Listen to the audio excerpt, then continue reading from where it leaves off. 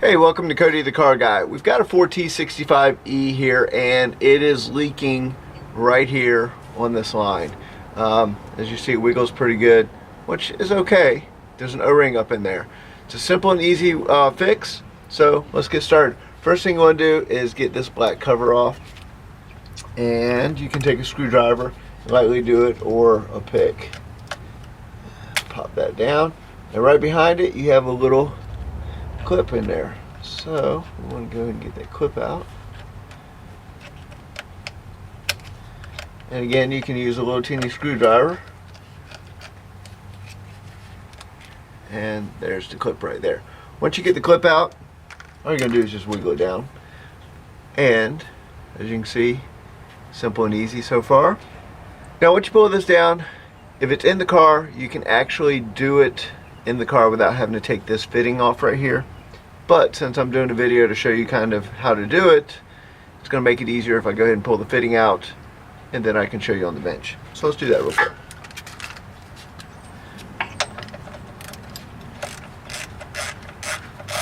Alright. Now once you loosen that up, pull it out.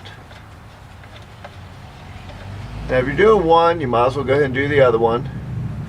The other one is exactly the same way, and the other one is that one right there. So all you're going to do is pop the cover back exactly the same way, just like that. Pull the clip out, slide it out. So inside here is an O-ring.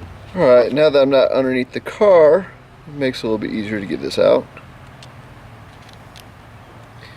As you can see, it's sitting right there.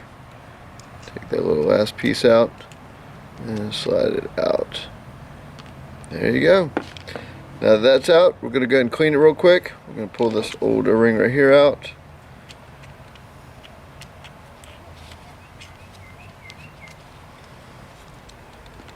Alright, I have a kit that's got all the correct O-rings in it, but you can go and put regular O-rings in there as well. So let me go ahead and get this cleaned up. We'll get the new one in, put it back in the car. It's pretty much a simple fix at that point. Now before I go ahead and put it back in the car, I'm actually going to go ahead and pull apart the other one. It makes it easier when this one's not there. So let's go and get it cleaned up, get the O-ring in. Now I went ahead and got the other fitting out, so we can go ahead and take care of that while everything's apart. Simply slide this O-ring off. And again, we have that lovely O-ring way up in there. So I usually take a flat pick and try to jab it kind of like that, and just kind of pull it out. And a lot of times I'll crack apart like this one just did. And once it does, as you can see, just pretty much gets out like that.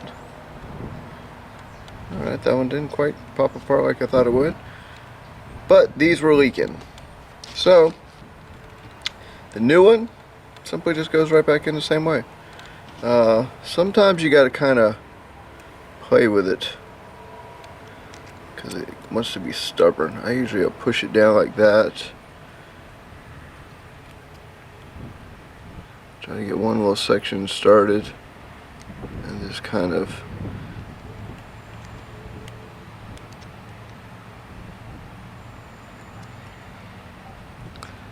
alright. Once you get one little edge in there, just kind of lightly put it in. If you're using a pick, just be careful you don't put a hole in it or tear it up. As you can see, it's now in. That one's done. The new O-ring around the edge right here. This one is all done. Get this one right here.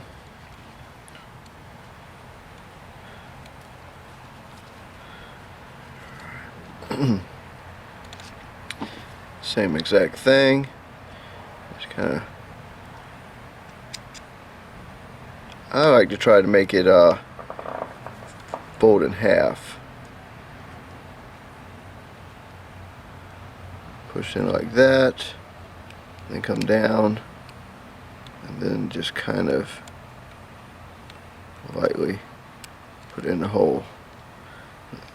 So I like to put it in the groove at that point, just kind of work my way around,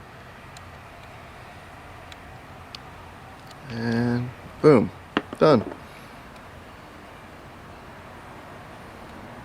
Now, it doesn't look like much, but that's enough to seal this thing up. So we can go ahead and get it back in the car. Also have new clips. Sometimes y'all's clips can break, and of course that causes a major problem because then it just kind of blows out. But clips are real simple and easy to do. All you're going to do is, there's actually, the way this is set up with 3 grooves, just going to kind of come in and just like that, and that's pretty much how to lock in.